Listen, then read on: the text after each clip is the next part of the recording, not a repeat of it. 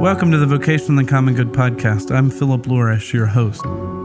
Today my guest is Grace Nicolette, Vice President of Programming and External Relations at the Center for Effective Philanthropy based in Cambridge, Massachusetts. There, Grace helps philanthropists connect with high-potential social entrepreneurs throughout the world.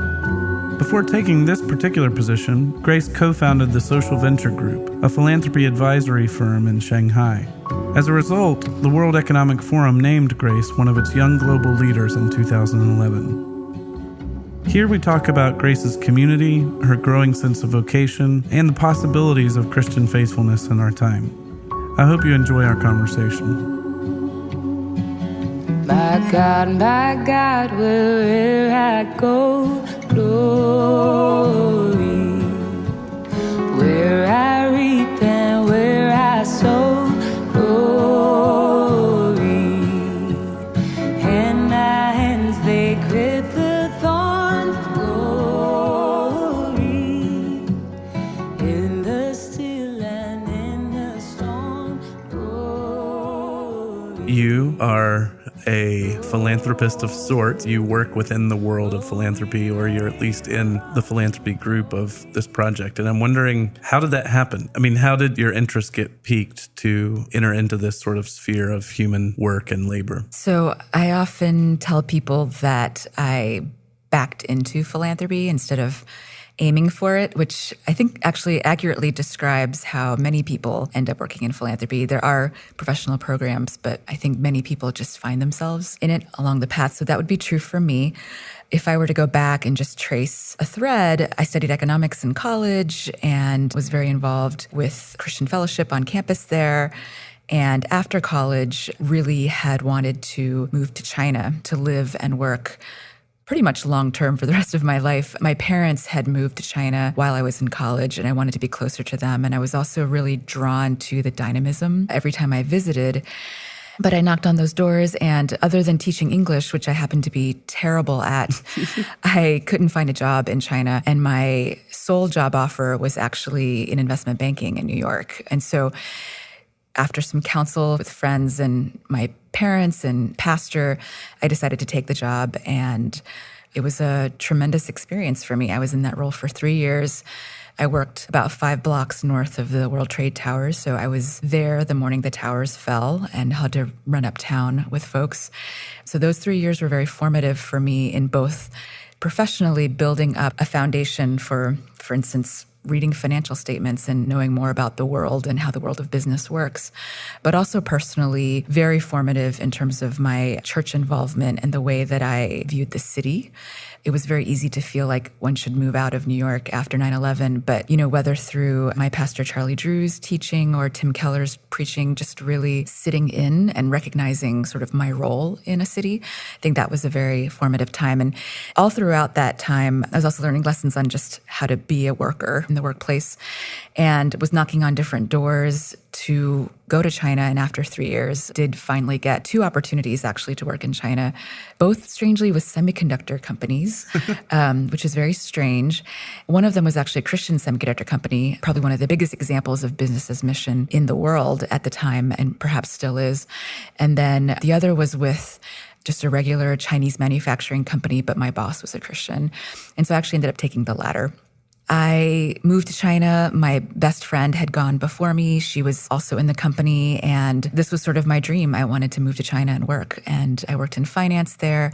I helped this small semiconductor company go IPO in Hong Kong.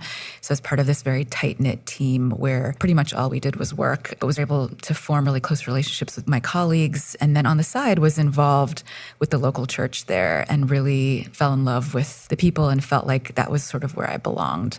Over time, the progression at that point of 4 years of working ridiculous hours began to weigh on me, and I really wanted to test out this thing that had been in the back of my mind of what would it be like to step into full-time ministry? What would it be like to actually spend more time in general with these people that I love in the local church?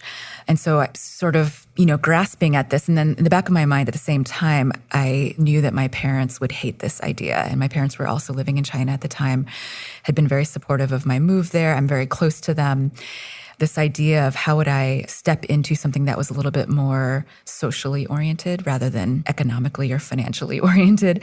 It was really a process that I went through with my dad in particular, who felt at that time that stepping off the career track would be throwing away my education, and that social sector or other types of work like Christian work or things where you're helping other people, that's for other people's kids, not for us. But you didn't feel that way. I think that I was intrigued by it. I mean, I think the grass is always greener on the other side, right? Like, I think you always kind of want to know what's on that other side when it's not what you're used to. So with his support, eventually it was a series of very intense conversations where it was really a turning point in my relationship with him, where I think that's when I finally became an adult, where I said to him, this is what I want to do. And he basically, over a series of conversations, said, like, you have my blessing. And that is like a whole nother story with a journey that I'll touch upon later. But it's just been this fantastic kind of story of God's faithfulness. So anyways, I stepped away from that job, started spending more time with the local church and also volunteering and trying to figure out what my next step was. And over time, what it morphed into, and this was absolutely in the context of a really amazing community I had in China of both Americans and Chinese. We sort of banded together around orphan work, actually, in China. And there happened to be an organization in the U.S. that was supporting orphans.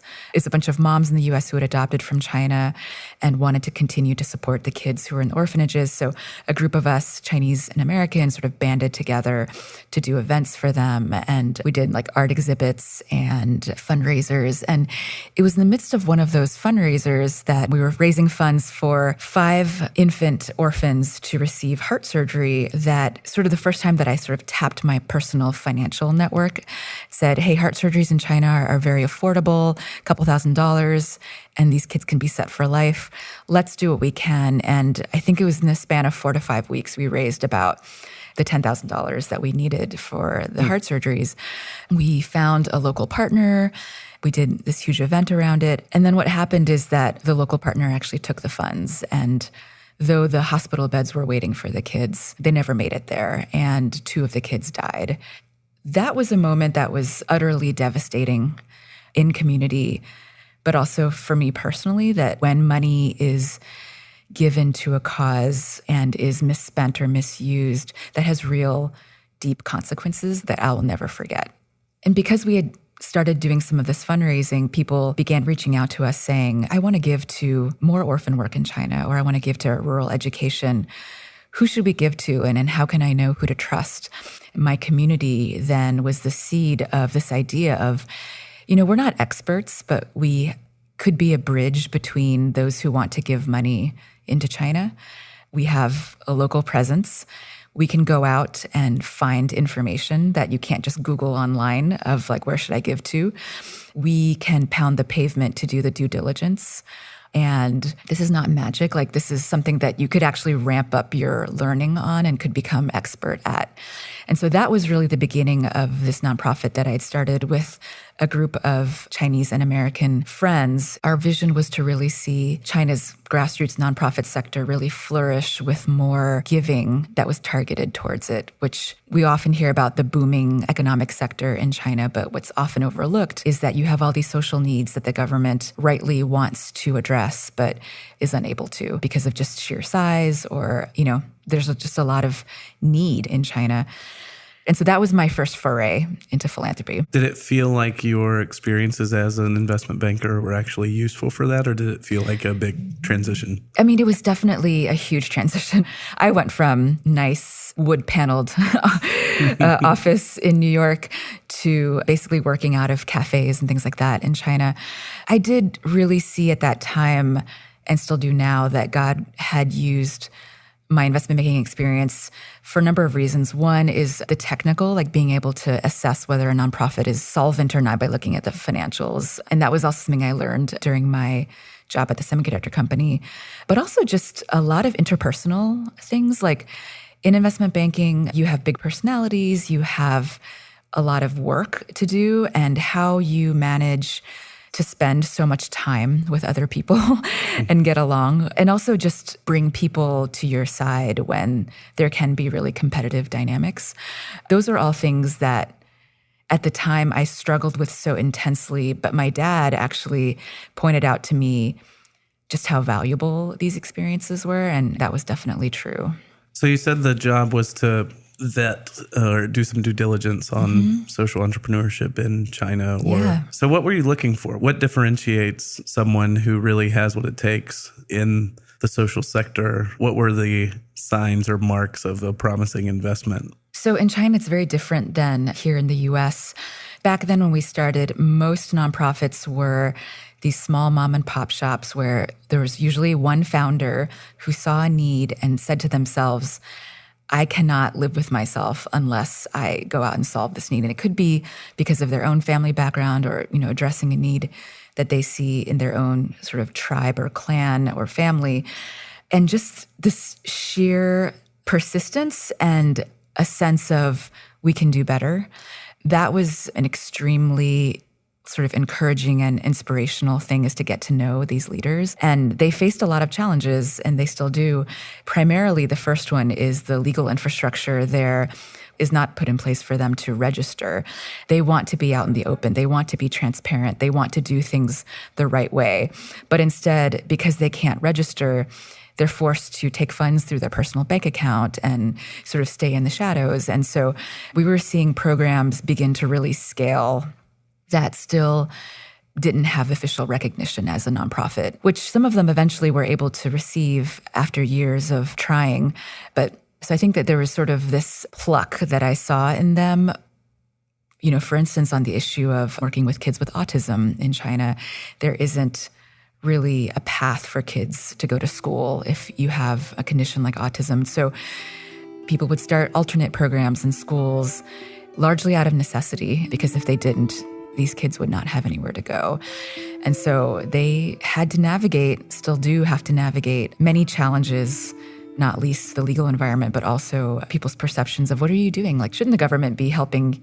And so if you're not operating outside of the government, what does that mean? I'm intrigued by the community in China of Americans and Chinese living together. It sounds like there was a real sort of entrepreneurial spirit to that community. Yes, there was something so special about the community. And when I run into folks who are now back in the States from that time or who are still in China, when I talk to them, we all remark just what a unique time that was, and also just how special the bonds and relationship we have are. So many of them are believers. I think we are all so different. And I think about that sometimes, where we may or may not have been friends had we met in the US, but we became very close in China because we were united by a sense in which we love the city and we want to be a part of its flourishing. And there are many ways to do that. And so I think there was a lot of rootedness in the theological understanding of the gospel and all its implications in terms of shalom coming to our city that we love so much. There was also really intense investment in each other's lives. So we were together. We did a lot of things together. There was a lot of speaking of truth and love and grace into each other's lives, even in hard times and in good times. So that was a very unique window. I think I have to catch myself to not always compare other communities that I'm now a part of to what I had then, because it was unique. I mean, perhaps for the expats, perhaps part of it is that you're away from home and you have other people who have similar interests, so you band together. It was a very, very unique and special community that taught me a lot about what community can be like. Oh, the deeds forgotten, or the works unseen, every drink of water flowing graciously, every tender mercy you're making glorious. This you have asked the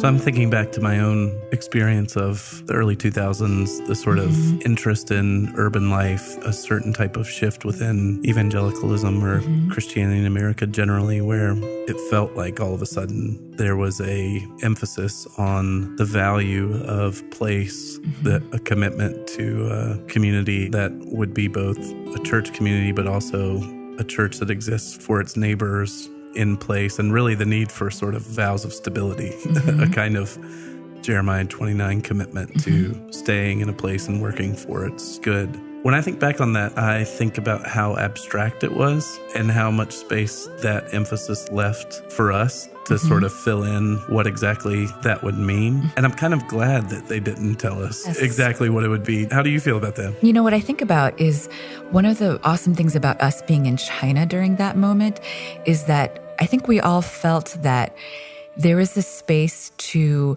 experiment and try things and potentially fail, partially from a pure economic perspective, right? So I was in this community, we started an art gallery, we started the nonprofit that I was a part of.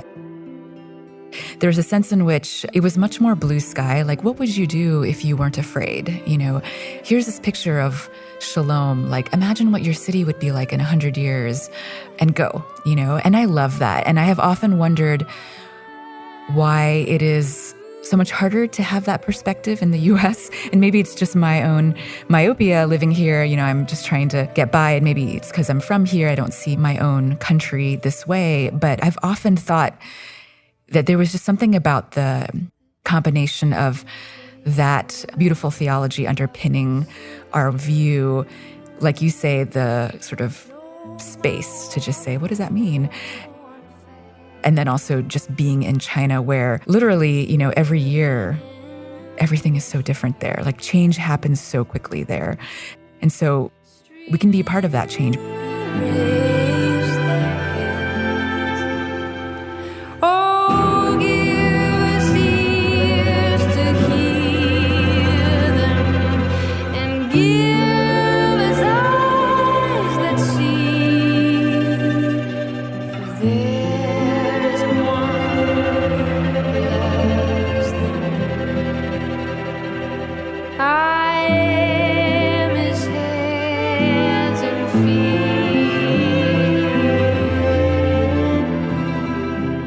Sounds like that venture went really well. What brought you back to the States? By 2010, I had been in China for about 7 years and frankly needed a break. I was beginning to burn out of being in China. I think running the organization really took its toll. And at that time, I had reconnected with an old friend who had liked me for many years. And actually, I had liked him when I was living in New York, but he didn't like me at the time.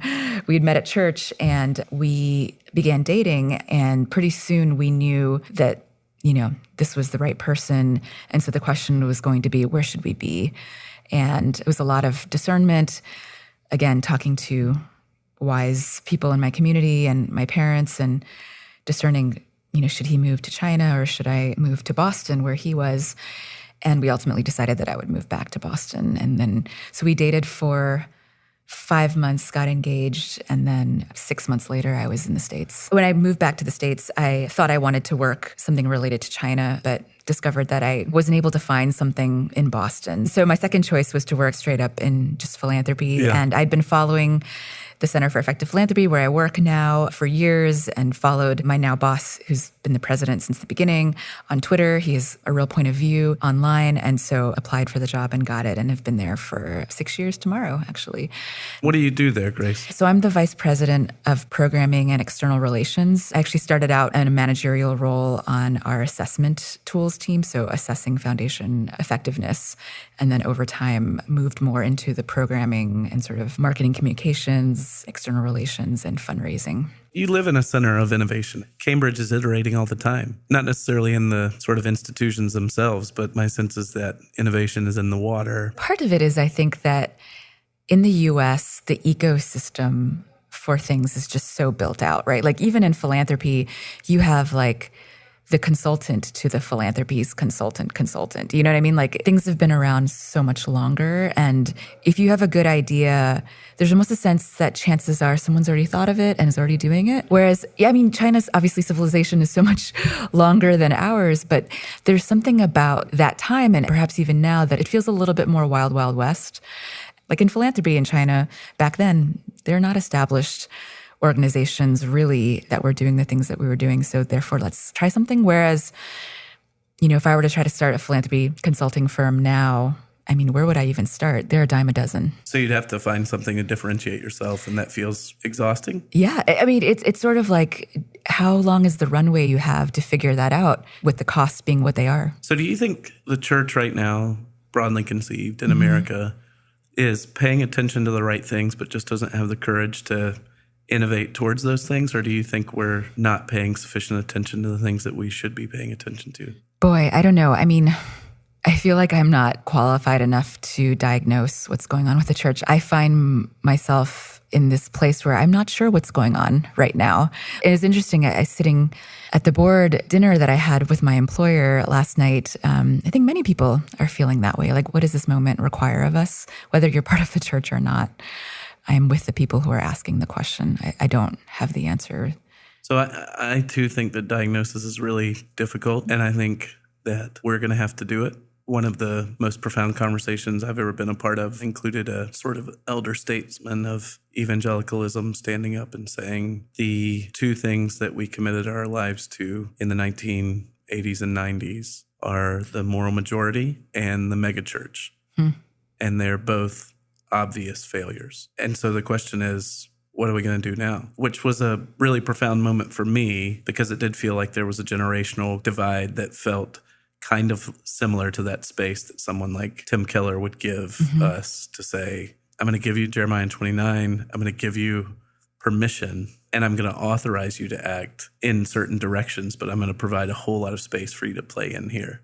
And it strikes me that what we need right now is permission to iterate on expressions of faithfulness, both within ecclesial settings and within our vocational lives. And that if we don't iterate and if we don't find the right language to really describe what we're trying to do and the sort of theological underpinnings of it, we're going to get exhausted. And faithful presence as a concept is intended to be that same sort of authorization, a kind of suggestive enough, but also capacious enough that it allows for space for iteration and innovation. The courage to try and fail, recognize when we have failed and need to try again. So a certain type of commitment to a design process, a process of innovation and prototyping, evaluating, redoing. My observation is I think that's definitely necessary, and certainly what I would want to commit my life to is that sort of openness. It feels fraught, in these times. I think that using plain language to describe one's faith is very different now than it was 10 years ago. I think that the name of evangelical Christianity is really not welcome. It's a byword. It's a pariah in many of the circles that I run in at work and in Boston. And how do you feel the freedom to do that in the Lord, what you described, while navigating all the complexity of assumptions that people make or even self-doubt, frankly? How do you give yourself the space, given that you know kind of what others may be thinking? Those are things that I wrestle with. It seems like I moved back to the States and it's a whole different conversation about what it means to be a Christian than it was when I left. And that's a journey that I'm on right now. Where can my soul find living water? Apart from you, we bear no fruit. Oh, plant my feet down by the river. We abide in you. It feels like we are grasping for adequate language to describe a certain sort of a desire to be tradition to people so that we're not just free-floating. In the best sense of that Yes, word. Not, that's right. Not the pejorative sense, yes. That's right. And yet reckoning with the failures of our tradition in real time. Yes. And having to account for and explain it in a way that perhaps we weren't asked to before. Like I continue to go back to for instance, the proportion of white evangelicals that voted for Trump. And that's a reality that I have to navigate in my job where Christians are viewed a certain way and Trump is viewed a certain way. I think that that does have an impact on the overhead space, whether perceived or real. What seems real, I mean, the one that I can't get out of my head is the Pew study from March or April of this year that suggests that for white evangelicals, the more they go to church, the more they support the president's agenda at that juncture. Yeah. Maybe different now. So it means white evangelicals, and it's important to use both those terms, can't get off the hook by saying that the majority of the president's core support comes from evangelicals who functionally just know they're not Catholic and don't know what else to be. Seems like we're catechizing people into a kind of public identity that affects us all who live under that banner. And you talk about headspace. I mean, I think one dynamic that I've felt, I mean, it's very subtle, but I have felt this, is where do I fit in this? And not that it's about me, right? But as a person of color, as a woman, I want to live faithfully in my vocation. I had perhaps at one time aspirations of eventually working for a Christian philanthropy, for instance.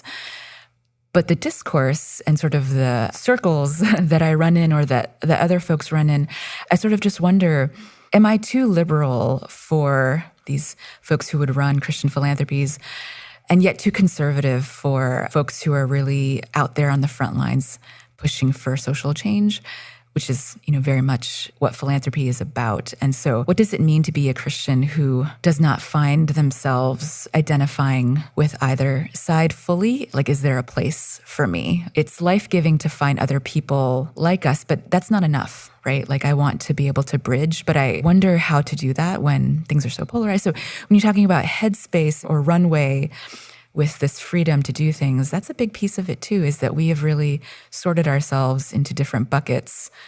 I'm not sure how we unsort ourselves. Yeah, particularly when it seems to me that negative polarization is a sort of driving force in our culture more broadly, so that the way tribal identities work is we know who we are largely by being all united on who we're not. And when the church takes up that posture by being defined by what it's against rather than what it's really for, then it does make it difficult for people to exist in liminal spaces that have a hard time identifying themselves in the we. So that makes total sense to me, and I'm really sorry about that. It feels like that's the world we woke up in this morning, and I'm not sure where it's going to go. Yeah. Can you tie that question of effectiveness back to that initial experience in China? It wasn't just that experience, but also a series of experiences I had while running the nonprofit where we advise donors on where to give that I saw. For instance, I experienced the very real experience of being on one side of a power dynamic of like very wealthy and opinionated funders and being sort of this outpost in a developing country. So that was one. But certainly, I think one thread from that very first experience fundraising for the orphans through my work today is that it really matters how funds are spent, that regardless of if one is a Christian or not, the stewardship of what we've been given is a really weighty responsibility, and people need help doing that well. And is the help there technical? Is it data? Is it other forms of support? I mean, what is the help there? It depends. So it depends on what we're talking about, right? So when we're talking about funders trying to solve very big social problems that have defied easy solutions, or problems that are even results of market failure, I think it's worth talking about all the things that caused it and then how do you start to unravel and undo some of those negative effects. And so I think that quantification and data and measurement can be really useful tools in beginning to answer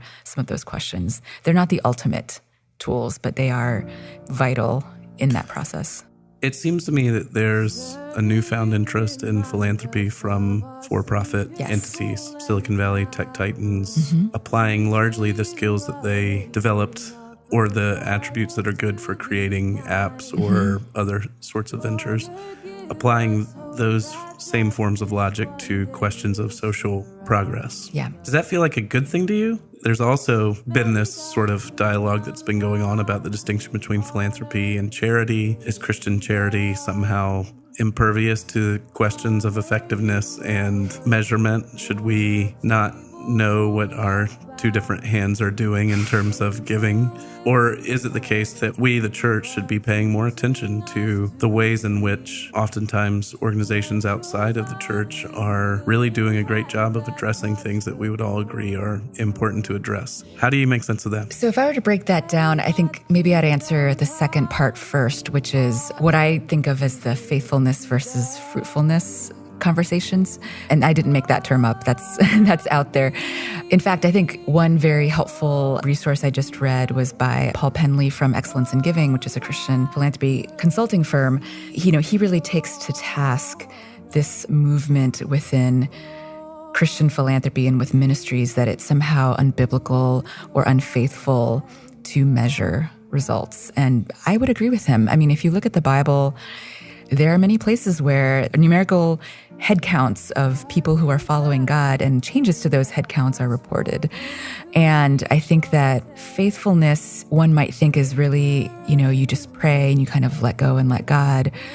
I think that faithfulness is actually the hard work of, certainly you pray, that's a major piece of it, but really trying to steward and understand how you can do the best with what you have been given.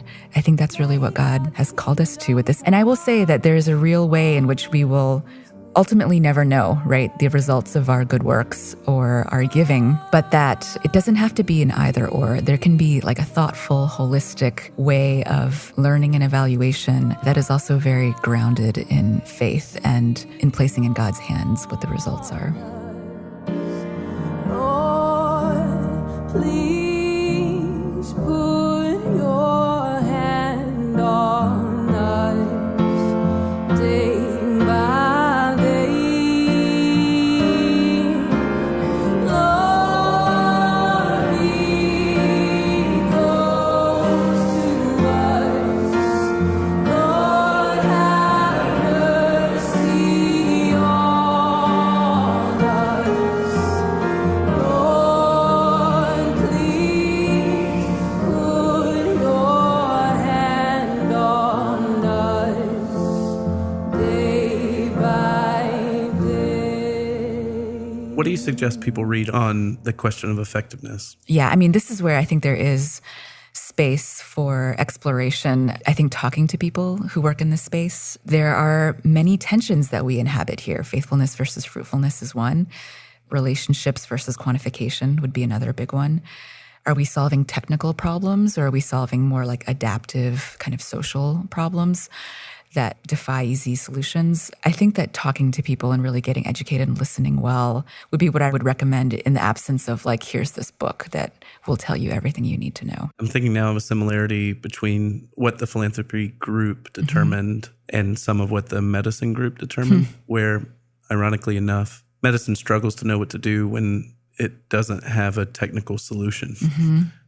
And in a very real sense, doctors know that all care is finally palliative care. And so the question is, how can we be as effective as possible while also recognizing that the problem we're trying to solve is not really a solvable problem? And so how do Christians bear with people and do their best work while bumping up against the limits of their craft? Yes. And it strikes me that philanthropy is somewhat similar. Yeah, and that gets me to the first part of your question, which is, I think there can be an implicit assumption that is made that sort of business thinking approaches to doing philanthropy or nonprofit work are sort of one-for-one transferable. And this is a huge drum that Phil Buchanan at CEP, he's my boss, he beats, which is, in business, you want your strategy to be yours alone. You don't want your competitors to know about it. In philanthropy, for instance, if your strategy is yours alone, you're not going to be successful. I mean, you have to share it around. In business, profit is a really great way to summarize your effectiveness. In philanthropy, there isn't that one number that tells you your return on investment. The complexity of some of the problems, he would say, and I think I would agree, that it actually calls for a much more nuanced and skillful view of quantification than in the business world. So it's dangerous to kind of assume that we're somehow saved by business thinking. You know, in society, we often think if you've been successful at one thing, you must be really good at others. And philanthropy is often, you know, if you talk to these philanthropists, they'll tell you it's been way harder for them to give away the money effectively than it has been for them to make it. Grace, you're the best. Thank you. Thanks for having me. Oh, we labor on to glory, till heaven and earth are one. Oh, we labor on to glory, until God's kingdom comes. Vocation in the Common Good is a production of New City Commons and the Narrativo Group. This episode was produced by Mike Cosper and Philip Lourish.